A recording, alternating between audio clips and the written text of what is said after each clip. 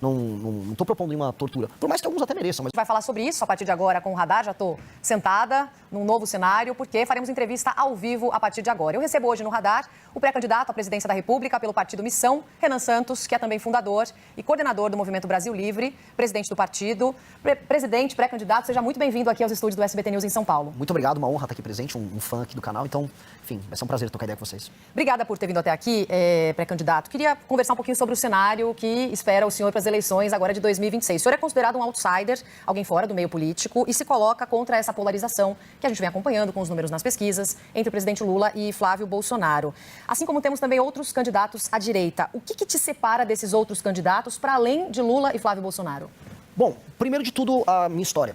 Como você descreveu, eu vim do movimento político, o Movimento Brasil Livre, que há mais de 10 anos vem lutando contra a corrupção, organizou as maiores manifestações que derrubaram a ex-presidente Dilma Rousseff, lutamos a favor da Operação Lava Jato. Quando o Bolsonaro chega ao poder e começa a errar, e a gente começa a ver escândalos acontecendo no governo Bolsonaro, diferente do restante da direita, especialmente dos pré-candidatos à direita, eu não passei pano, nem eu, nem o meu grupo, e nós pagamos um preço por isso. Ou seja, se está cometendo erro, se está roubando, se está agindo contra aquilo que a gente considera correto, não importa se você é de esquerda ou de direita, a gente vai bater. Essa sempre foi a nossa lógica. Naturalmente, nós somos um grupo mais à direita. Defendemos livre mercado, defendemos que a polícia tenha a condição de ir para cima dos bandidos, sem aquela turma dos direitos humanos enchendo o saco, mas isso não nos impede de, quando vê o erro sendo cometido no campo político que a gente faz parte, na direita a gente também bater isso, diferencia do ponto de vista dos valores. Do ponto de vista das ideias, a gente está defendendo uma reforma muito profunda no Estado brasileiro. A gente percebe que o Estado brasileiro é dominado pelo que a gente chama de centrão. O centrão é absolutamente corrupto e isso está impedindo regiões inteiras do Brasil de se desenvolver. Eu rodei agora o Maranhão, estava rodando o Nordeste, é muito triste que eu vi ali. As pessoas continuam migrando do Nordeste para o Sudeste, para o Sul do Brasil, e há um motivo. E o motivo é político, e a gente quer resolver esse motivo para que o Brasil inteiro seja desenvolvido. O senhor não quer conversar com um eleitor mais moderado, então? O senhor se classifica como extrema-direita? Não, eu me classifico como uma pessoa extremamente honesta e mais inteligente e mais preparada do que os demais. Eu não vou ficar só no clichê, porque as pessoas ficam só repetindo palavrinhas, jogando palavras ao vento. Ah, não, olha só, eu sou conservador e sou o cara de esquerda. Não, eu gosto do povo.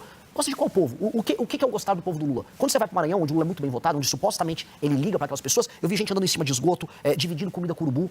Eu não vi ninguém gostando de povo no Maranhão. Ao mesmo tempo, eu vejo os problemas no Sul-Sudeste, que a direita supostamente bolsonarista cuida. Ah, não, a gente resolve a questão da segurança. Resolve. Os casos bizarros envolvendo morte de mulher, morte de criança, assalto, roubo de celular continuam altíssimos. Então, os problemas não são resolvidos. A gente fica participando de discussões idiotas, né? Ah, eu sou verde e amarelo, eu sou vermelho, mas na prática o ladrão continua assaltando e você continua pobre. Então, eu quero resolver esse problema, eu quero ir pra cima. E não vou perder tempo com rótulos. Por não perder tempo com rótulos, eu acho que eu sou mais efetivo em focar nos problemas. Qual é o estilo do eleitor que o senhor quer focar durante a campanha?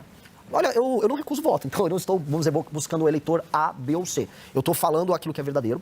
Eu tenho comentado que eu vou fazer uma eleição de sincericídios. Ou seja, quando eu vou pro Maranhão, eu não vou fazer o que todo mundo faz quando chega lá. Ô, povo bom, olha, eu vou tocar aqui um forrozinho aqui. Nossa, olha essa comida boa. Não, eu vou falar, olha, aqui no Maranhão tá uma desgraça a vida de vocês. Vocês vendem o voto, eu falo isso pro eleitor. Você vende o voto e eu vou prender você se você continuar vendendo o seu voto. Eu vou virar político. Se você comprar o voto da população, eu também vou te prender. A gente tem que ter leis sérias, a gente quer respeitar a democracia.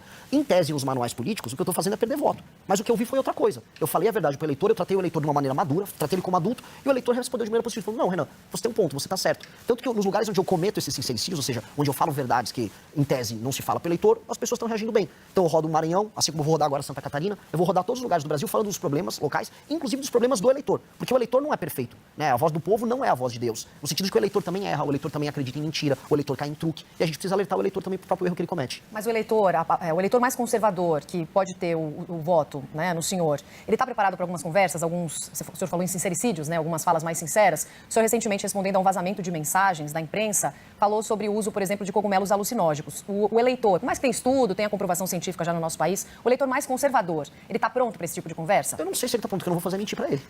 Né? Se eu precisar mentir para ele, e ele não tá pronto para assuntar o B ou C, quer dizer que eu sou um mentiroso, quer dizer que eu sou um farsante. Eu não tô afim desse papo.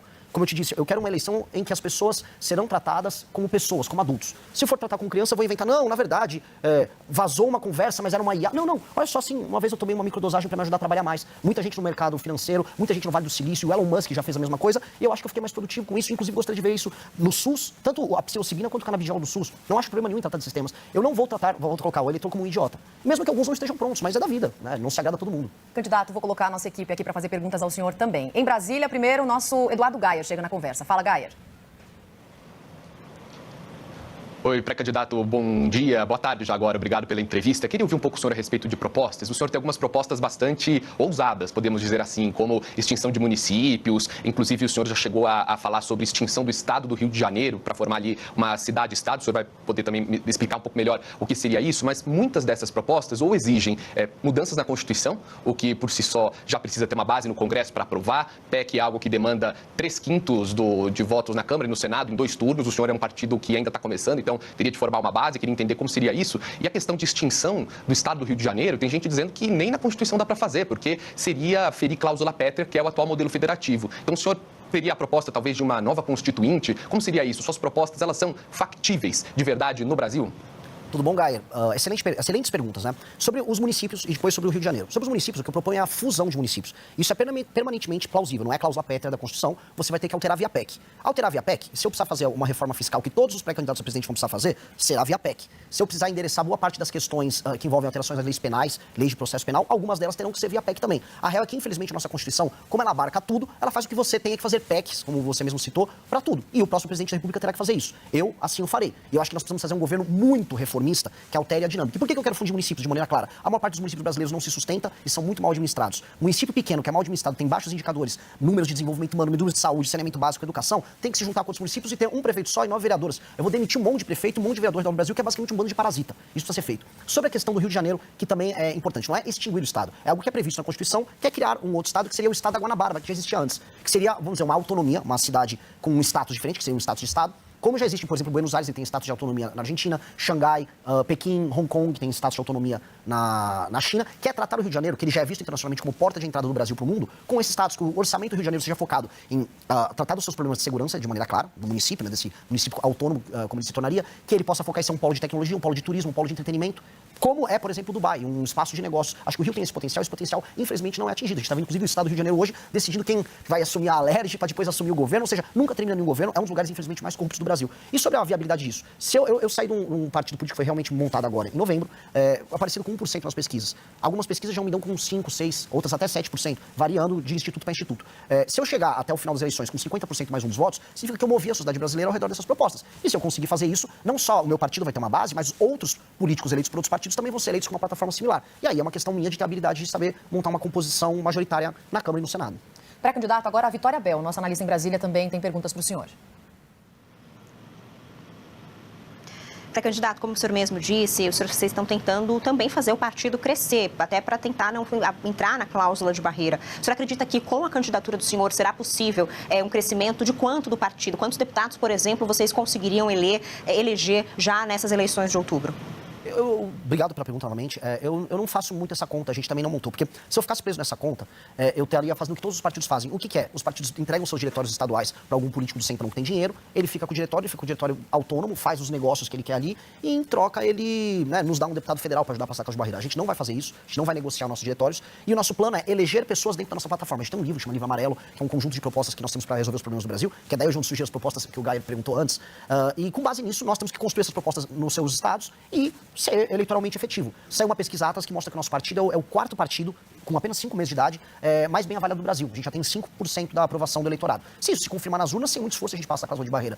Então, meu foco inteiro é construir um partido que seja uma alternativa para o Brasil. Não só através da minha pré-candidatura, mas também da pré-candidatura dos nossos governadores, candidatos a deputado federal e no futuro das nossas outras lideranças. A gente tem que ter uma tese para o Brasil, uma proposta muito clara para o Brasil e ela tem que ser forte. Porque se ela não for forte, mas o partido for forte, eu sou só um partido do centrão. Essa sopa de letrinha aqui, tem um monte de nome por aí, mas não serve para nada. Eu tenho que ter uma característica, e a característica nossa é que tem que eleger os nossos deputados. Pré-candidato, sobre segurança pública, ainda um dos principais assuntos que certamente vão movimentar aí a campanha até outubro. O senhor citou no começo da nossa entrevista uma polícia que não siga os direitos humanos. O senhor não considera isso um pouco perigoso? Qual é a sua proposta exatamente para a segurança pública aqui do nosso país? Não, eu sou a favor de uma polícia que siga princípios de direitos humanos. O que eu não sou a favor são ONGs de direitos humanos que recebem dinheiro de fora do Brasil, especialmente de fundações estrangeiras, que interferem na política de segurança brasileira de modo a permitir que as leis brasileiras sejam pró-bandido.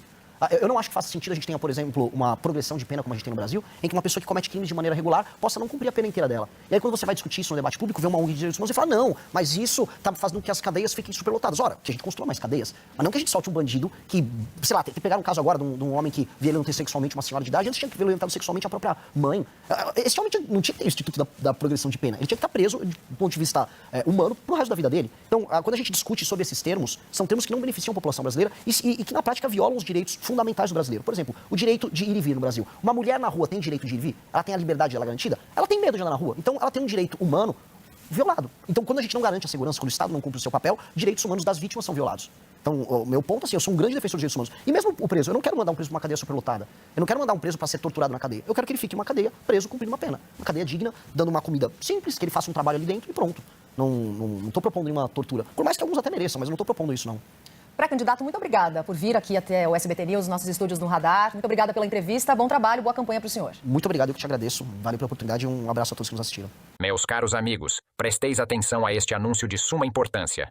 Para que a boa prosa se espalhe e o mérito seja reconhecido, agraciai-nos com um like. É o vosso selo de aprovação.